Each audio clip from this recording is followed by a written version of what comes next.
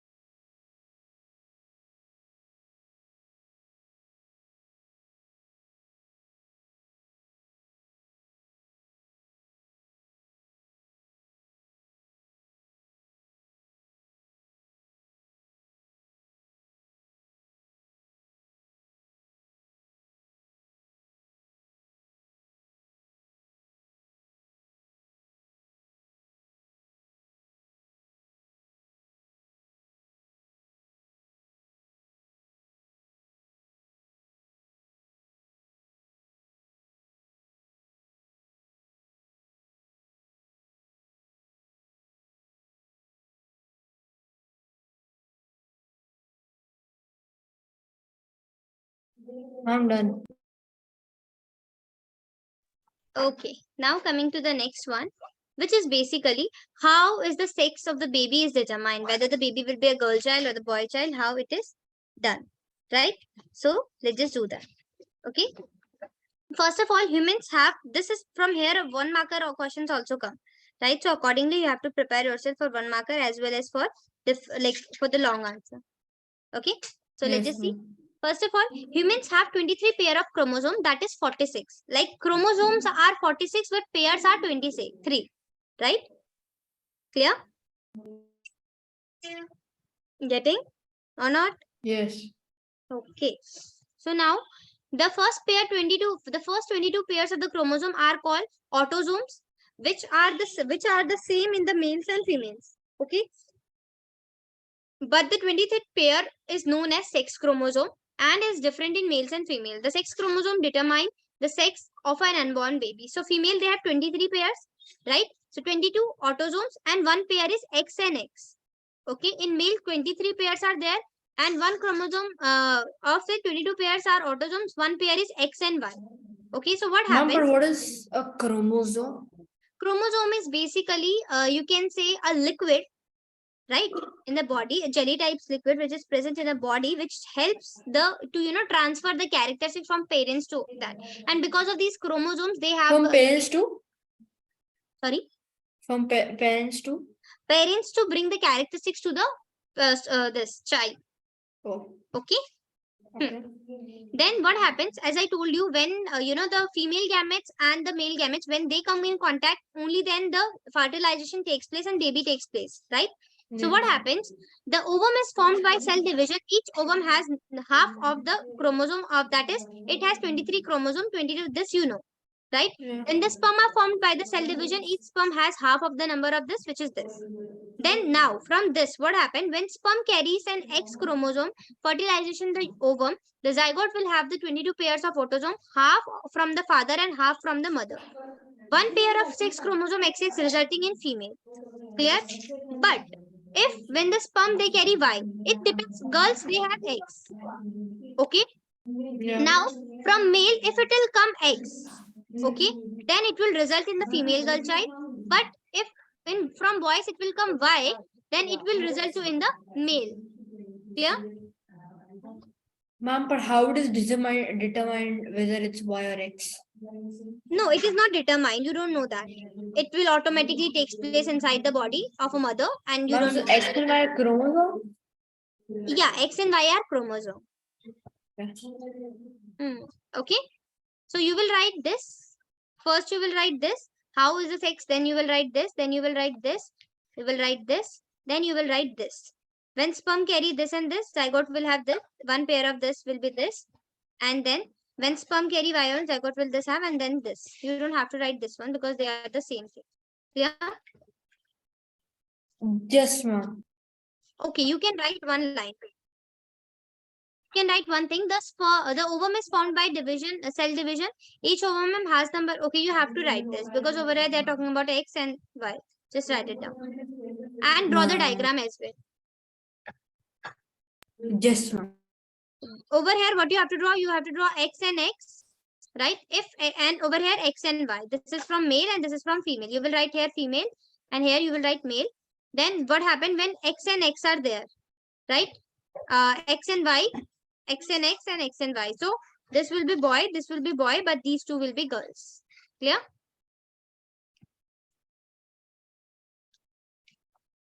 So clear? Yes, ma'am.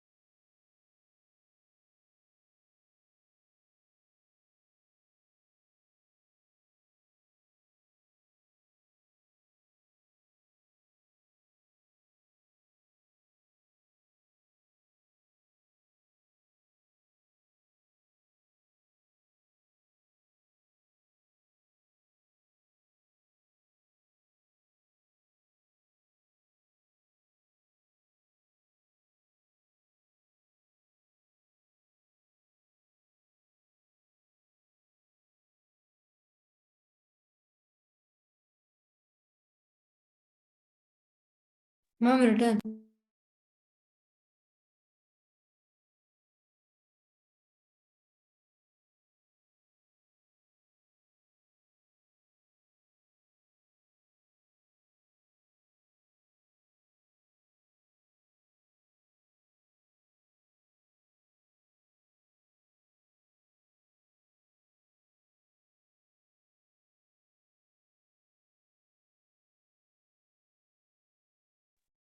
Ma'am,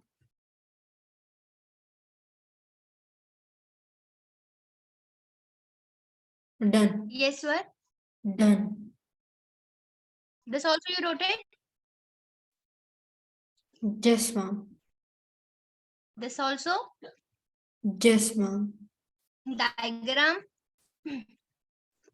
Yes, ma'am. Okay.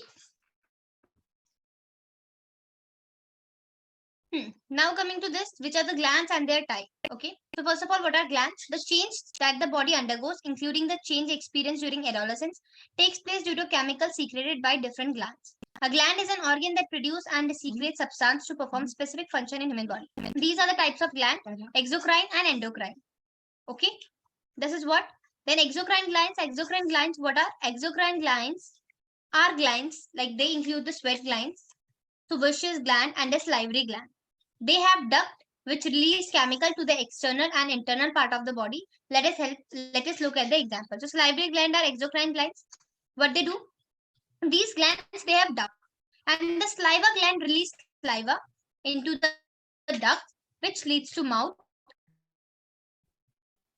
which it helps us in digestion. Here, so one by one we will discuss it. So there are two types. So one is exocrine, one is endocrine. So you will write glands and their types, then glands. Then first type is Ma'am, can you just explain it once again because I think I was lacking. okay. This exocrine gland. The entire concept, I mean, after I said Oh. yes for writing. Okay. See, whatever changes takes place in the body, they are either it is in adolescence or after that. This is because of the glands. Okay. So what are glands? A gland is an organ that produce and secrete substance to perform different specific function in the body. Okay. So endocrine gland, it has specific functions. Exocrine gland, it has specific function. There are two types of gland, exocrine and endocrine. So what does it exocrine is? They are basically they include the sweat gland as well, sebaceous gland and the salivary gland. So in this we will discuss about salivary gland. So salivary gland are exocrine gland. What they do? They have duct. You can see this duct, right? So what they do? The saliva gland release saliva into the duct. So what these are the duct. So saliva gland basically produce saliva in this duct, okay, which leads to widen of the mouth and they help in digestion of the food because when saliva get mixed with your food, it softens the food, right? So that it can be easily broken down, right? So Yes, ma'am.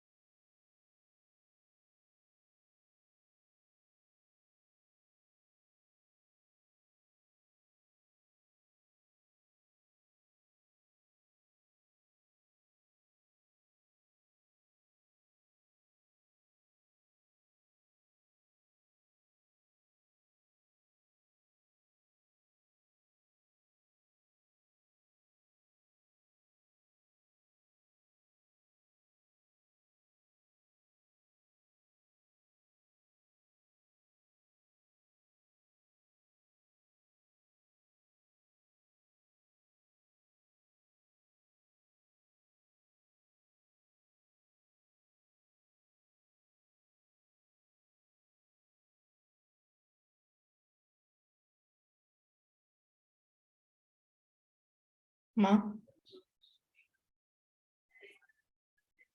Mom. Yes, Swar. Done. Okay. Now coming to endocrine glands. Endocrine glands include the pituitary gland, ovaries, and testes. They do not have duct. Remember one thing: the difference between endocrine and endocrine and exocrine glands are basically that they have duct. They don't have any duct. Endocrine glands release the chemical which known as hormones. Okay. Whatever But what are changes. ducts exactly? Duct are basically, you can say, a material in which they will include a chemical. Okay. Duct are like a duct means they are going to hold the chemical. Like over here, the duct are holding the saliva, right? You can see this, right?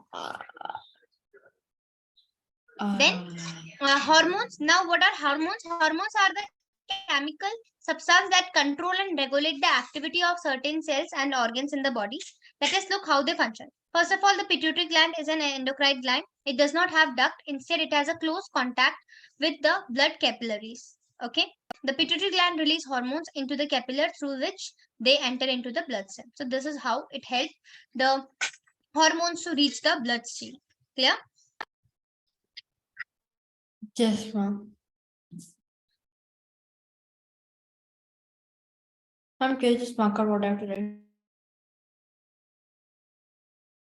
Sorry. Can you just mark out what I have to write? Yes, you have to write entire thing. You will write till here. Then you will write hormones, and hormones are this, and then this. Okay, ma'am.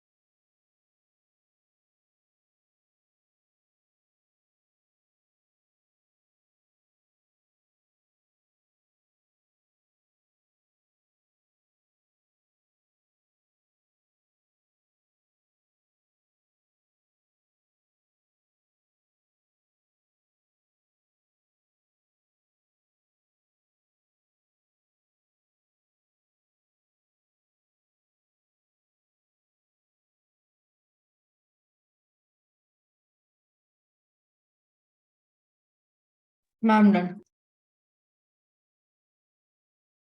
Okay. Now, next one, what happened when hormone entered the bloodstream? As I told you over here, right, that they entered the bloodstream. So, hormones flow through the blood to different part of the body. They recognize the target site with the help of receptor. Target site of a hormone is a group of cells on which the hormone acts. Receptors are molecules present on the target site. The hormone bursts to the receptor like a key fit into the lock. Once the hormone fit into the receptor, it's a trigger change in the target site, such as stimulating the target cell to release. So over here, what is happening? This is coming. They are forcing it. These are the wrong. They are not allowing it, but they are the good ones. So they are going to mix over here, right? So this is how. This is what happened when hormones enter the bloodstream, and if they increase this one, then it will automatically lead to the growth of any particular body or whatever it is. Okay. Yes, ma'am.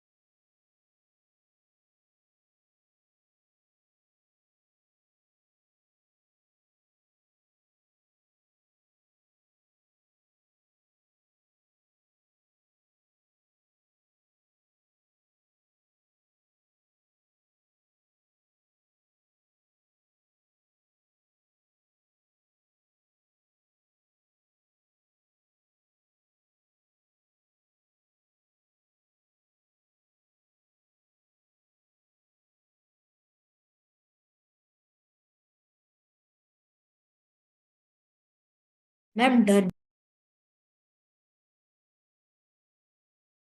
Okay. Now coming to the next one, which is basically the different glands. Okay. So these are the endocrine systems. So endocrine glands, there are different types of endocrine. First thyroid gland, then pituitary gland. One by one we'll be discussing. Very, very important. Thyroid gland, they release which hormone? They release thyroxine hormone. Okay. Now what does thyroxine hormone do? It regulates metabolism. That is the rate at which body uses digestive food to release energy, right? But in case if there is an imbalance of hormone, imbalance of thyroid, this thyroxine hormone in the body, what will happen? It will cause to the goiter. Imbalance means the deficiency of these hormones, which is swelling of the neck due to enlargement of the thyroid gland. Okay, ma'am.